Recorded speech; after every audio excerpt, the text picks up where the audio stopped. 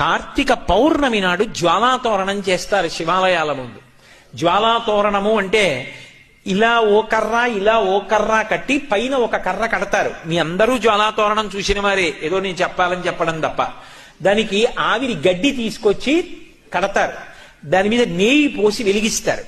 వెలిగించి ఆ మంట అంటుకోవడం ప్రారంభం అవగానే పల్లకీలో పార్వతీ పరమేశ్వరుల యొక్క ఉత్సవమూర్తులను ఉంచుకుని ఆ మంట కింద నుంచి 3 మార్లు వెళ్ళొచ్చేస్తారు. ఎందుకు అలా పెడతారు జ్వాలాతోరణం కిందంటే, పాపము చేసి శరీరాన్ని విడిచిపెడితే ఆ జ్వాలలతో కూడుకున్నటువంటి తోరణములోంచి యమసదనంలోకి పెడతాడు.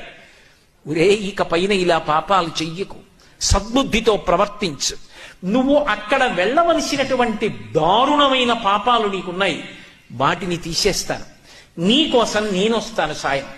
ఇక్కడ నా ఆలయం ముందే జ్వాలాతోరణం జరుగుతుంది. అక్కడ ఏ మంటల తోరణం కింద, చిచ్చు తోరణం కింద నుంచి వెళ్ళాలో అక్కడ నేను నీకు సాయం వస్తాను. దా, నేను ముందు పెడతాను, నువ్వు నా వెంటరా. ఇక్కడే జ్వాలాతోరణం కింద నుంచి వెళ్ళొచ్చావు కనుక ఇక అక్కడ వెళ్ళవలసిన అవసరం తీసేస్తాను. తీసేశాను కదా అని మళ్ళీ వచ్చే ఏడాది కూడా వద్దామని పాపాలు మొదలుపెట్టకు. బుద్ధి మార్చుకుని, నేను ఇంత నీకు అనుగ్రహించాను కాబట్టి నా అనుగ్రహాన్ని గుర్తు పెట్టుకుని ప్రేమతో నేను చెప్పినట్టు బ్రతుకు ఇక పైన.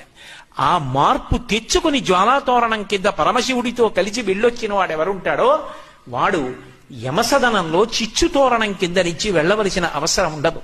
అంటే